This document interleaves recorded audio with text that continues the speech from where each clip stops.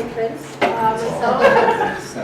Myself, Liz, and PDJ, as well as Dominique, who's online, will be presenting to you a climate mitigation strategy for the Gunnison Basin and promoting alternative transportation choices with bikes, buses, and walkways.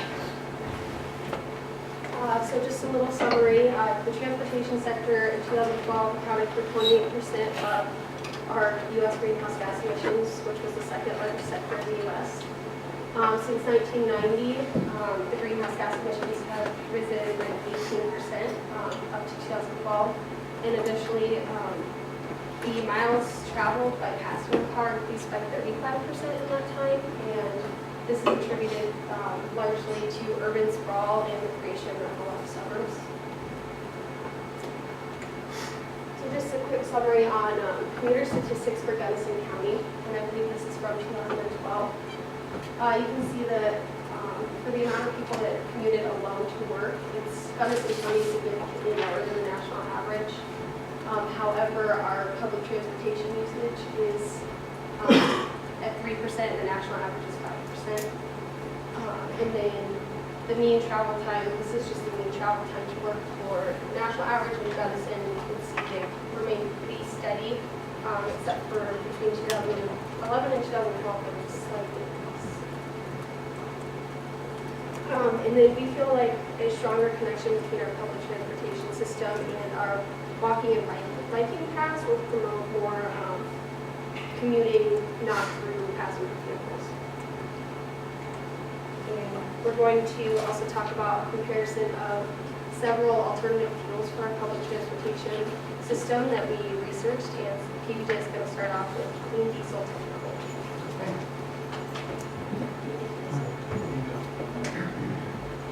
In this portion of our presentation, we looked into 3 alternative fuel options for the Gunnison Valley.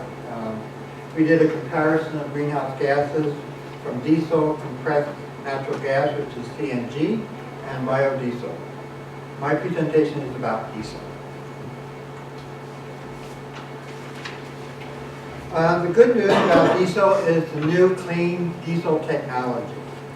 A study from Europe showed reduction in CO2 about 2.6% in 2012. So these reductions will help Europe meet their 2030 CO2 emission reduction targets. Clean diesel buses are 20 to 25% cheaper than CNG buses. The Denver RTD decided to buy clean diesel buses instead of CNG buses, and I'll explain why.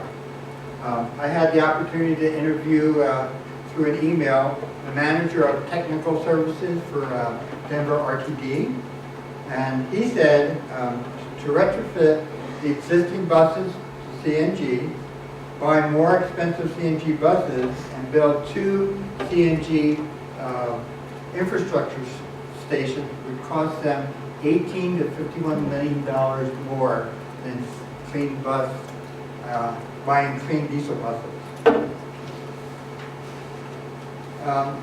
The Denver RTD Technical Department wanted to compare clean diesel to CNG.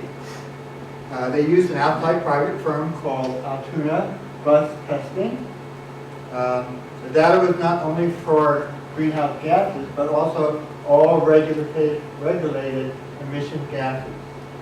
So this study used a subfleet of 12 buses, 12,000 miles per year, which gives you a total of 144,000 miles per year traveled. So that's what they studied. Here's the data result. I'm going to start with the CO, which is carbon monoxide. And as you can see on this chart, it's 98.5% lower than CNG. This stands for the hydrocarbon emissions. THC is 98% lower than CNG. The non-methane hydrocarbon emissions are actually 90% lower than CNG. And then NOx, which is nitrogen gas emissions, is 15.5% less than CNG. So in this study, clean diesel emissions highly outperform CNG. The other regulatory emission gases. THC stands for total hydrocarbon emissions. As you know, hydrocarbons in the air by themselves alone are not harmful.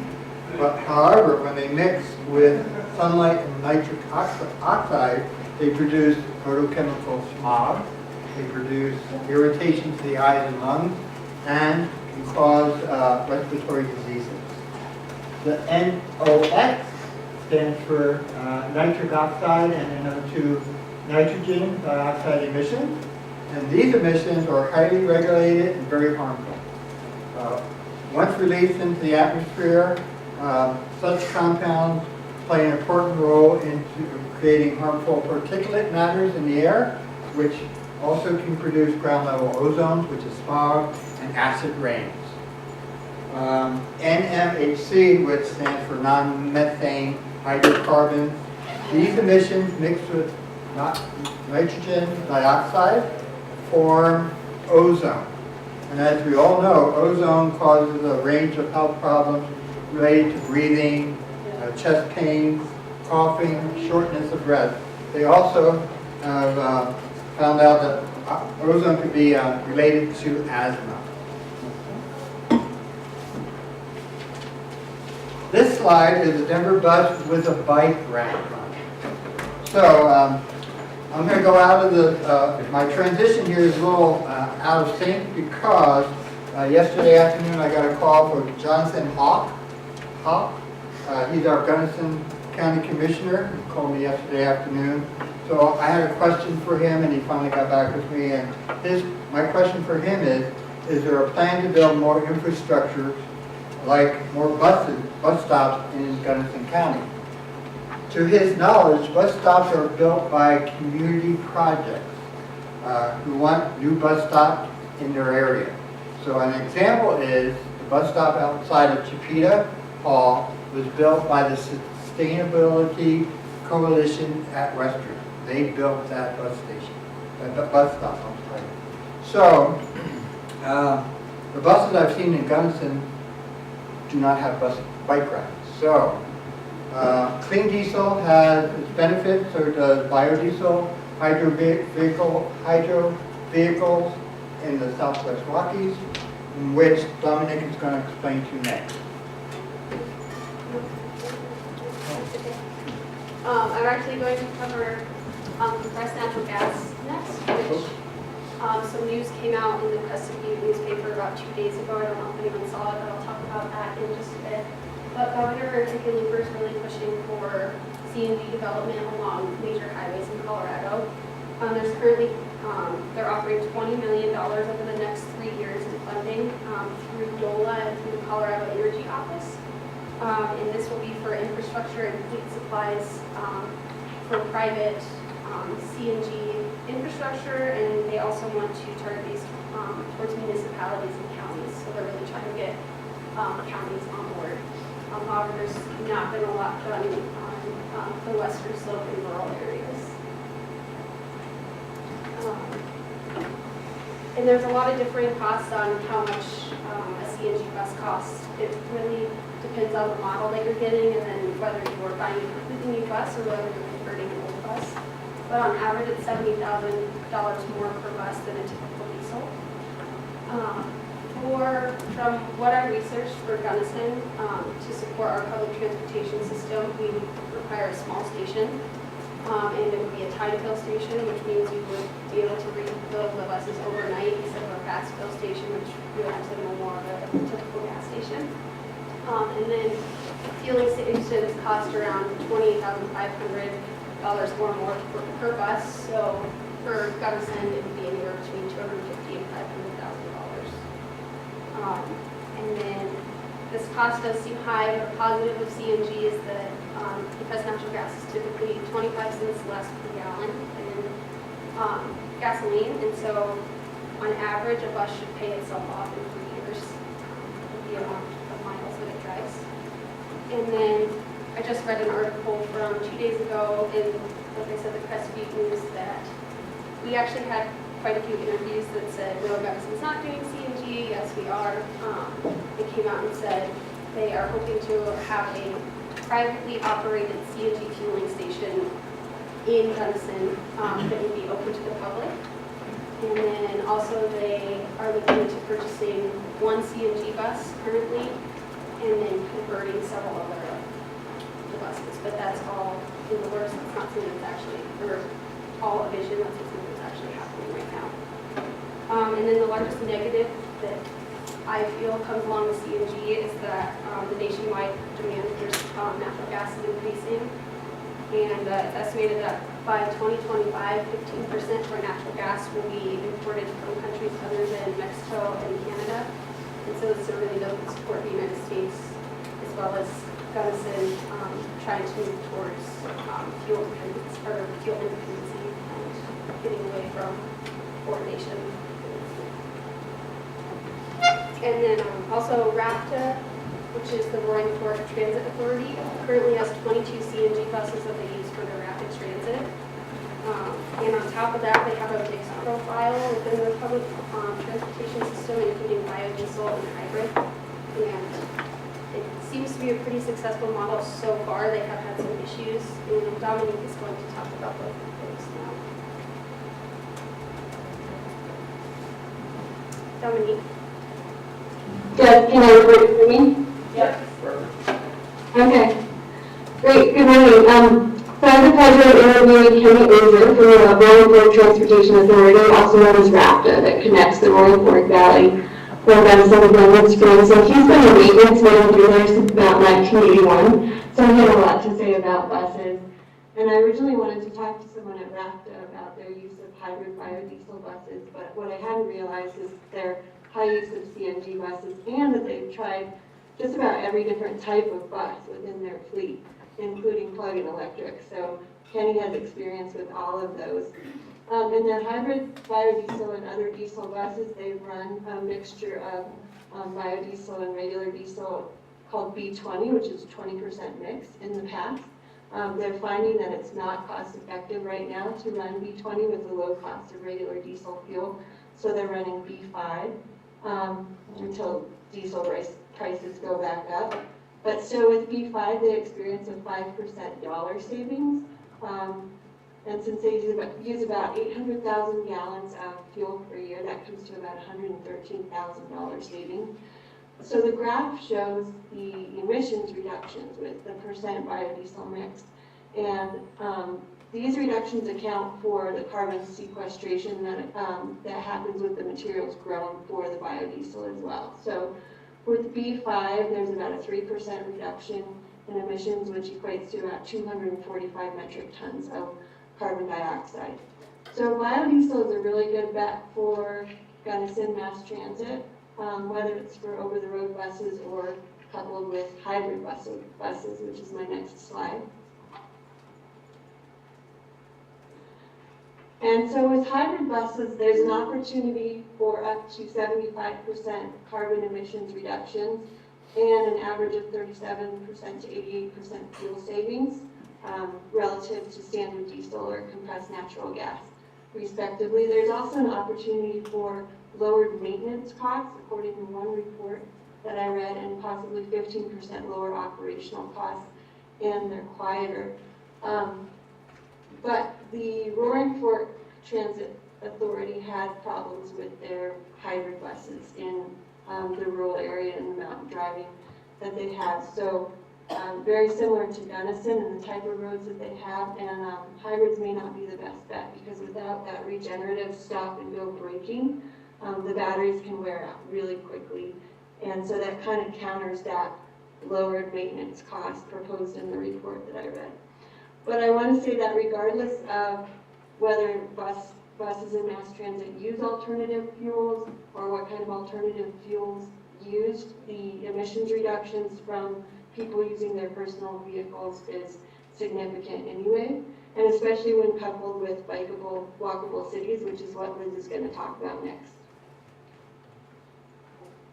So I'm going to talk about the benefits of bike-friendly and pedestrian-friendly communities.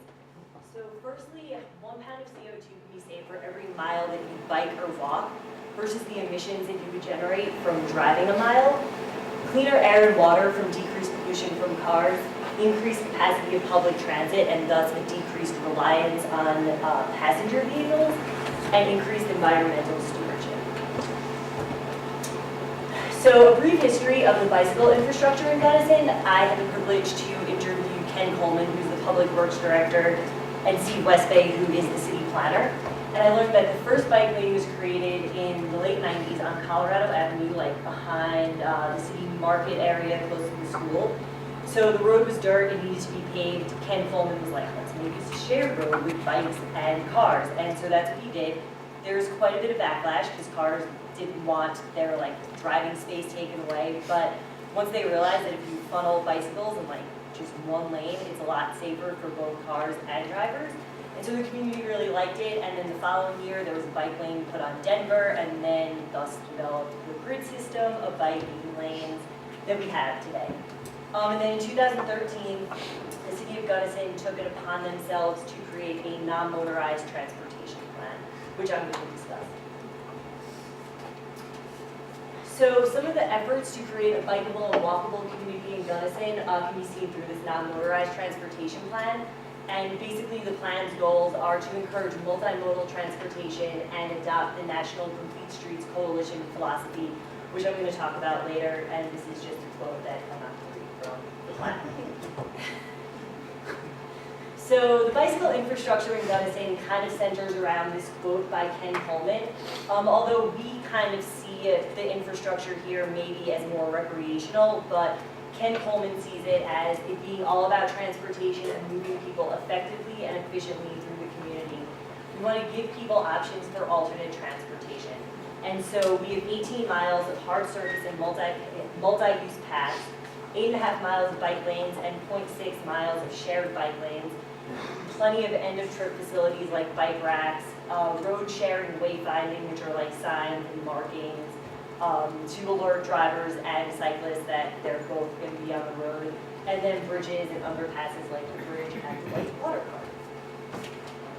And this is just a map of all of the multi-use paths and bike lanes in Gunnison. So the yellow lines are the bike lanes, and you can see the grid system and how it connects like the west side to the east side, and like all the schools up in that area with the university, the downtown area, and then the outer multi-use paths. And so some of the pedestrian infrastructure that exists already in Gunnison involve highly visible crosswalks, pedestrian wayfinding, so again signs, sidewalks that fit the national guidelines in width, so 4 to 8 feet wide, and then markings and symbols that alert pedestrians and motorists of each other's presence. And these are just some examples of the signs that you see around Gunnison, like those signs are all over Highway 50, and then these are throughout town, and then this is just an example of like a highly visible crosswalk. And so why does bike and pedestrian infrastructure work in Gunnison? So first of all, we have really wide streets, and usually cars need about 10 feet to drive like safely, and bikes need about 5 feet to operate safely, and we have plenty of that already. And also, the city planner, Steve Westbay, would like to continue focusing land use efforts in Gunnison that helps maintain a tightly focused growth within the city and avoid urban sprawl. So, and then we already have an active and really good bike culture in Gunnison. And what are the next steps? So the next steps involve Ken Coleman's vision forGunnison's future, which is pretty exciting because he really wants to like take charge of the complete streets model. He wants to continue to improve the bikeability and walkability of Gunnison, your education programs, complete streets model, like I just said. He also wants to continue focusing infrastructure on being more commuter-oriented than recreation-oriented, and connect more of the outer communities like Dos Rios and Gunnison Rising with the inner city and schools. Currently, there is a highway corridor study being done to determine the feasibility for a bike lane on Highway 50 and 135 that basically spans the city limits. And he also wants to create curb extensions, which are these diagrams right here, on the intersection of Tanichi and Main Street. So when you're coming into town, you'd be forced to like drive slower, and there would be bike lanes and these bumped out curves for pedestrians So that's part of his vision. And then just some other next steps that are being worked on. I'm just going to point out a few. So this is a map of all of them, but so there's an underpass that's being proposed for, to go underneath Highway 50, so to connect like the university, the contour loop, with like the airport area. Then the Rock Creek path would connect ultimately the Bad Tile Ranch with this bike path on County Road 13, and then connect to like Gunnison Rising, and then the contour loop in University. And then up there is the Riverwalk Estates path that would connect the bridge and underpass up on Highway 135 with the Bad Tile Ranch, and also connect the communities up there with the city limits. And so we're going to show a brief clip from this TED Talk to kind of justify our mitigation strategy.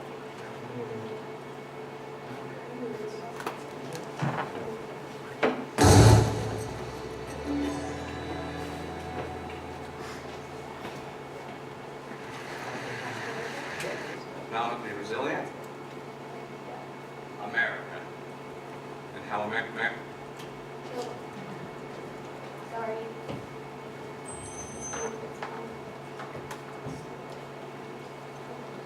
And how America can be more economically resilient, how America can be healthier, and how America can be more environmentally sustainable. And I realize this is a global forum, but I think I need to talk about America because there is a history, in some places, not all, of American ideas being appropriated, being emulated, for better or for worse, around the world. And the worst idea we've ever had is suburban sprawl. It's being emulated in many places as we speak. By suburban sprawl, I refer to the reorganization of the landscape and the creation of the landscape around the requirement of automobile use. The automobile that was once an instrument of freedom has become a gas-belching, time-wasting, and life-threatening prosthetic device that many of us need just to, most Americans in fact, need just to live their daily lives. And there's an alternative. And we say half the world is. So we thought that clip was kind of appropriate for our strategy, tying together a bikeable and walkable community with public transit, because you can't have one without the other. You need both. And basically, in order to decrease our reliance on passenger vehicles, we need something like a complete streets model. And so this is tying all of our ideas together.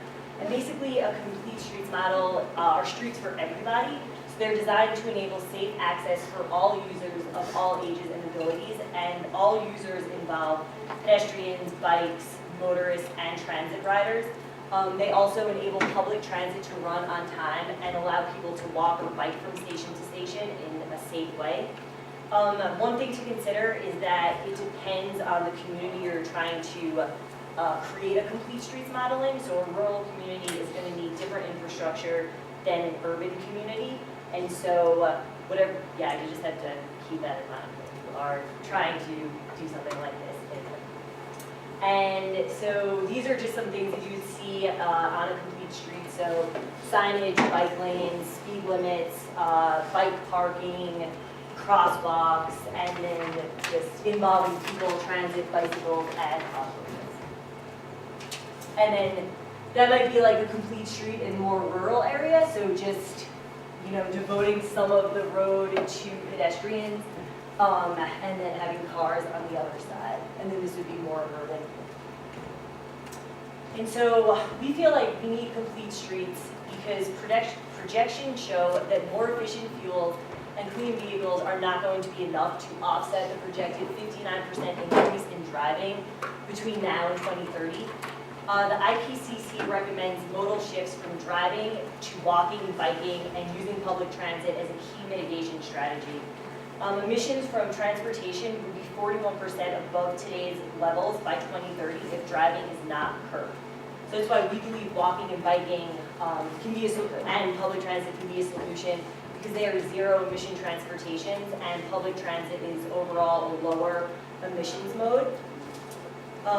Using transit can help one commuter reduce their CO2 emissions by 20 pounds per day which can equal out to more than 4,800 pounds per year, and that's based on the average commuter, so it can vary widely, kind of depending where you live.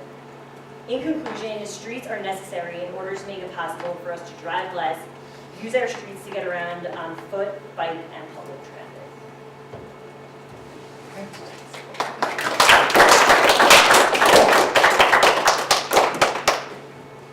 Questions?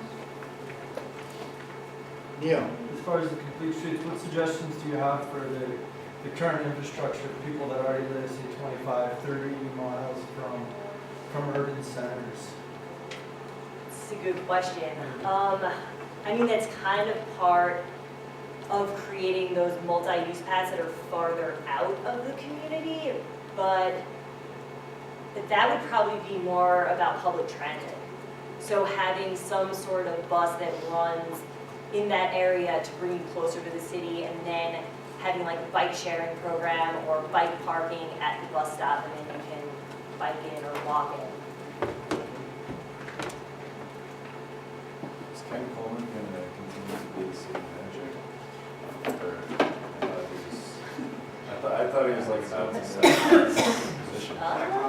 He didn't seem like he was, because this idea that he has, he wants to see it done in like 5 years. Oh, cool. But Maybe that's. he did make it seem that he was like, he's like, yeah, I just want to do this. Like, whatever the backlash is, I don't care. So maybe it is because he's like kind of getting ready to. Right. You guys mentioned the Gunnison Rising development, which is slated to take place just right out here, right? Was there anything that they talked about that they were going to try and, that they mandated to do differently with that development in the, as far as like the infrastructure that they're going to put in, bike lanes, more pedestrian friendly? Did they mention it, or? Not really, except the Rock Creek path that they want to create, because that would connect pretty well with like the public schools in that area. But yeah, I haven't heard anything about like infrastructure. So what is clean diesel? Is the refining process different? Is the vehicle combustion technology different? Is there other differences? Yeah, there's other differences. They developed a SCR, which is a catalytic resistor type that goes onto the engine itself that reduces that exhaust from the tailpipes, reduces it quite a bit. It's at up to 20-25%. The emissions coming out of the diesel engine is better now. Some of the diesel engines, like the Cumming engines, are coming out with more fuel efficient engines. So it's the combustion technology, right? That's different. So how about upstream? Is the refining process equally as efficient or inefficient depending on who you ask? Yeah, depends on who you ask. No, I haven't researched the up end side of the process of diesel, so I haven't looked into that part. So the table that you folks were exhibiting were only combustion. It was only emissions. combustion, Okay. and it was done by the Altoona testing. They take a bus and then they drive it and test it, and they have all this equipment to test buses. They can actually test up to 100 buses over a period of time, and that's what they do. So why do you think the state and really the federal government is much less on board with clean diesel and much more on board with CNG? There's a lot of economic benefit in CNG for the state of Colorado. I read about we export, I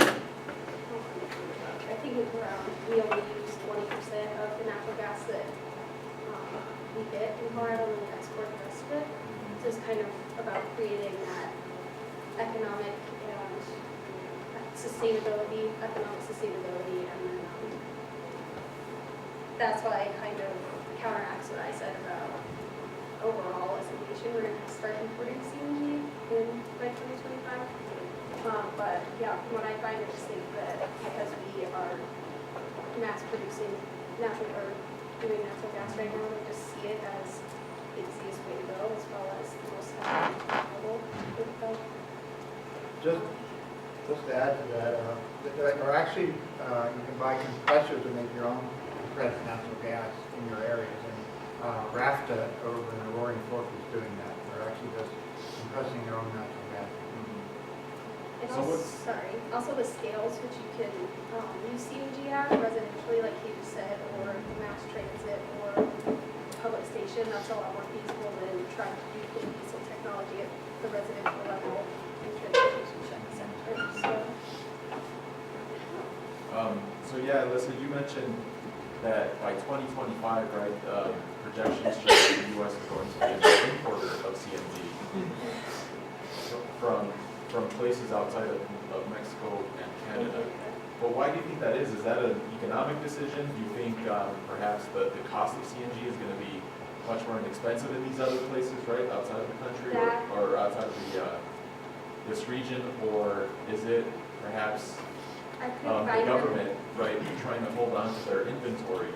Yeah, so I think it's more that they realize the amount that we're using natural gas is exponential, and they don't want to put us in a situation where we're entirely dependent on other nations, and so they would like to conserve what we have while opening it up to other nations. That's what I kind of took from the piece that I read. It's not that we're going to be out of natural gas and we're not going to have a supply by 2025, but it's more about creating diversity where we're getting from.